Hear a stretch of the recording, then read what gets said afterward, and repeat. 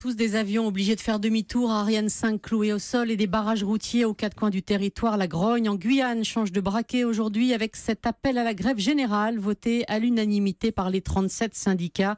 Mouvement soutenu par les élus locaux pour réclamer un vaste plan d'investissement. Martin Fenot. Oui, c'est le département le plus pauvre de France avec la criminalité la plus forte. Un territoire vaste recouvert de forêts tropicales où près d'une famille sur deux vit sous le seuil de pauvreté, parfois dans des villages isolés, sans eau, ni électricité, ni transport. Le taux de chômage ici est 2 fois plus fort qu'en métropole. Le taux d'homicide volontaire, 4 fois plus important que dans les Bouches-du-Rhône, par exemple. Mais c'est aussi en Guyane que décollent des fusées à plusieurs milliards d'euros depuis la base spatiale de Kourou, explique la politologue Françoise Vergès. C'est comme un îlot, une impression de petite poche comme ça de richesse et tout le reste du pays, pas d'industrie réelle, pas de développement. Les Guyanais sont confrontés à une vie qui est très chère, il manque des écoles et donc une perception très forte dans la population qu'il y a quelque chose profondément qui ne va pas. Et cela fait des dizaines d'années que ça dure, insiste la politologue. Pourtant, en 2013, le président Hollande promettait un pacte pour l'avenir de la Guyane.